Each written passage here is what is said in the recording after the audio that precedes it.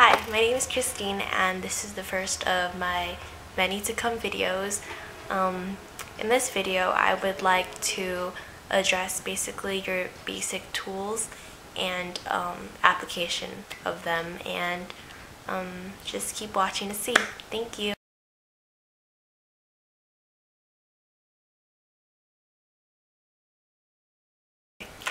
So what you want to do first is moisturize, of course, and then you would have your three types of foundation, which is powder, liquid, or cream. And so for liquid foundation, you would either apply with your hands or you have brushes like these. I prefer using my hands just because it's much more practical, and I feel like these are too much of a hassle. So you have your synthetic soft bristles, and then you have your talcum fiber bristles. And if I were to use a brush, I would use this because it feels more convenient. Like, this is too soft to use as for liquid, but that's just me. And here is a up close view of these brushes. Okay. Next we have our powder brushes.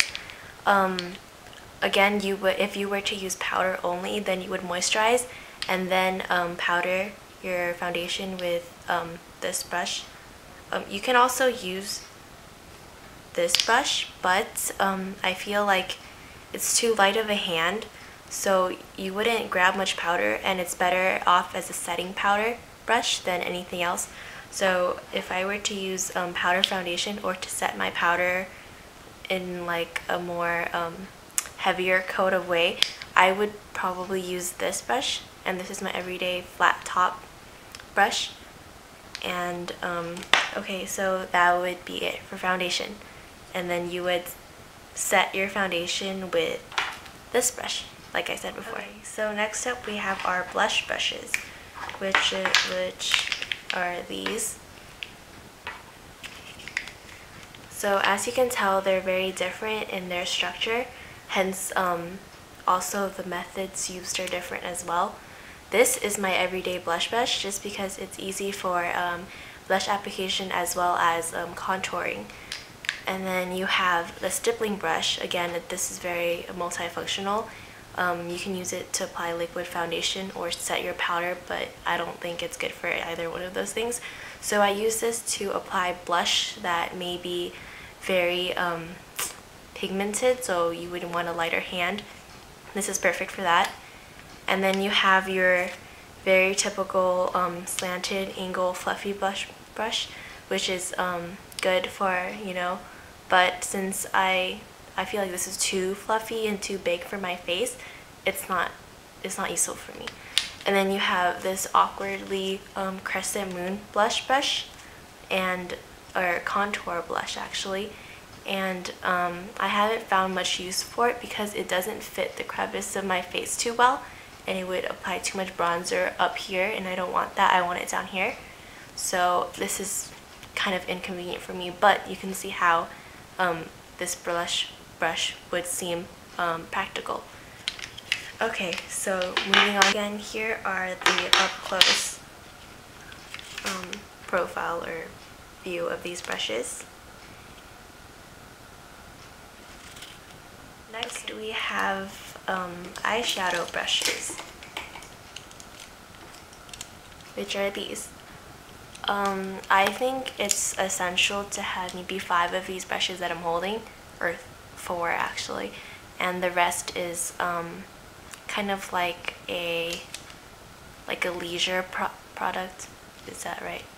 Yes. Okay, so your first essential blush is the typical eyeshadow brush. Like, this is what you think of when you think of eyeshadow brush.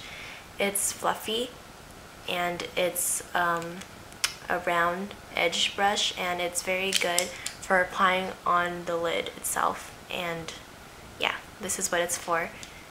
And then the next one I would recommend you getting if you're a beginner, because again, this is a beginner's video, would be the contour eyeshadow brush. Yes, So you can see it's very similar, except it's rounder and it's more narrow. So it's perfect for contouring, as in like getting eyeshadow that is a bit darker into a crease area. This is what it's for. It's also called a crease brush. And then next up we have our what is this called? Angle fluff brush. And this is good if you want your typical smoky eye, or like definition in the V area, as what most people call it. That's perfect for right here, and you would blend this only for this area. And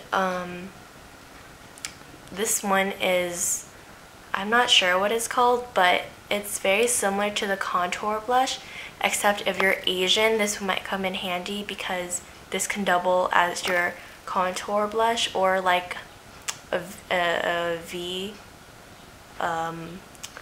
angled brush. Yes, I had a brain fart there. And it's perfect for those usage since my eye is Asian and it's a bit smaller. It's very convenient if I were to make that V shape myself, versus using this, which might be a little too big, and it doesn't create that defy V that I want sometimes. So, oh, and this is double-ended, by the way. So, I mean, this is just another typical eyeshadow brush. So, the rest of these are pretty much leisure brushes. This is a talcum fiber eyeshadow brush, and what that's good for is picking up pigments, more so than your average typical eyeshadow brush. So you would wet this and you would pick up pigment that way, and it stays on much longer. So there you go. And this is,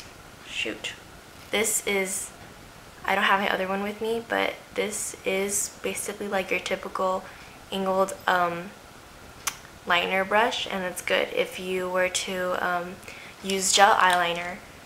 And this is just another fluffy brush, but it's much more flatter, so it's good for those that have bigger eyelids, but I just use this as a backup of my eyeshadow brush in case my other one's dirty.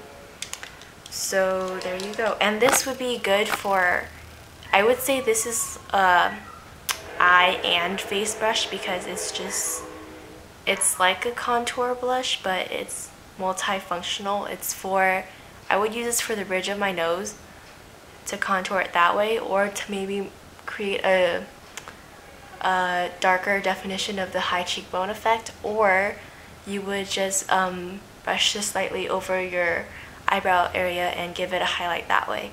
So this, I would name it highlight and contour blush, or brush. There you go. Okay, and that's it for my video. Thanks for watching. Bye.